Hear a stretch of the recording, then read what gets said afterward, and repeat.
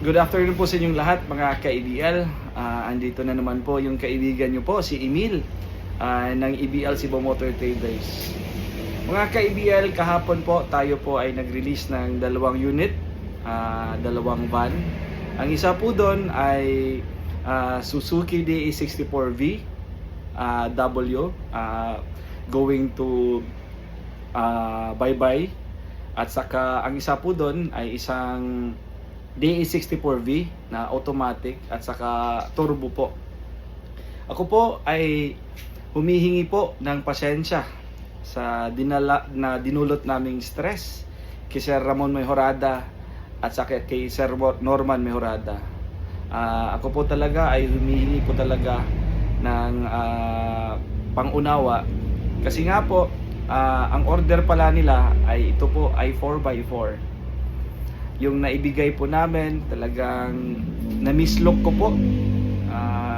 Hindi na po ako, hindi ko lang po i-defend yung self ko, Sir Ramon at saka kay Sir Norman. Talagang na-mislook ko lang po. Akala ko po ay yung unit na po yun is 4x4 or which is 4x2 pala. Hindi ko talaga na wala gid nako damha ng order gid ninyo sir kay kuan 4x4.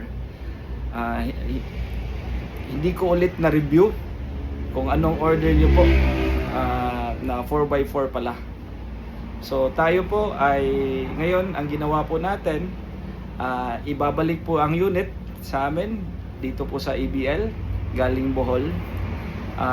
Tayo po ay magre-refund ng pera na binayad niya sa amin, which is kanina po yung price po noon is 285. Ngayon po kasi yun po as DE64V, napakagandang unit talaga. Kung sino man ang makakabili po nito, napakagandang unit nito. Hindi po kayo magkukuha ng unit na to.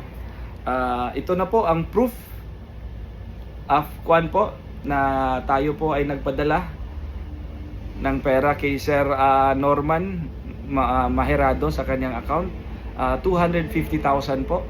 Tapos bukas po papadala ulit namin yung remaining balance po na 35,000 at saka yung shipping. Sir Ramon, Sir Norman, talagang humihingi ako ng tawad po sa inyo. Nagpakumbaba gyud ko.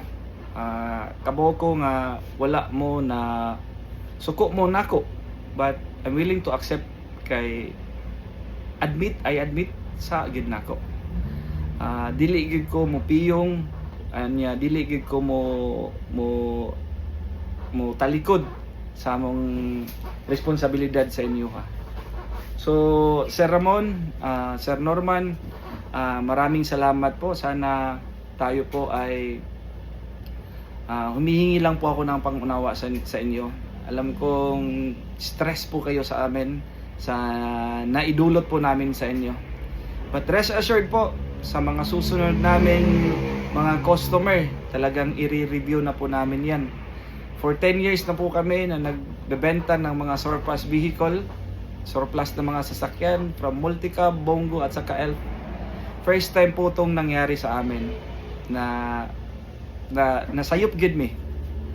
Sir, pasensya gid kaayo gid. So sa tanan namo mga customer, incoming namo customer, upcoming namo nga client, ayo gid mo kahadlok. Mangayo lang gid ko og pasensya sa inyo ha, Sir Ramon, Sir Norman. Kay kami dili sad namo mahimo nga madaot mi, especially karon nga sa social media. Daghan na kayo og isa gamay lang nato sipyat, maguba na ta. So sir, hopefully nagpadala na kami ng refund po nung 250,000. So bukas po kami po ay wait po, maghihintay po kami sa Pier 1 dito sa Cebu City, na sana po ay mapadala ulit ninyo ang unit namin. Pasensya na po sa hassle, pasensya na po sa lahat sa stress na naidulot namin po sa inyo po at saka sa anak nyo na Sir Norman at saka sa pamilya nyo po. Kami po ay humihingi talaga po ng tawad po sa inyo. Sir Ramon, Sir Norman, salamat po ng marami at saka sa mga client po namin. Maraming salamat. Sana po ay maunawaan niyo po kami. God bless po sa inyong lahat. Thank you po.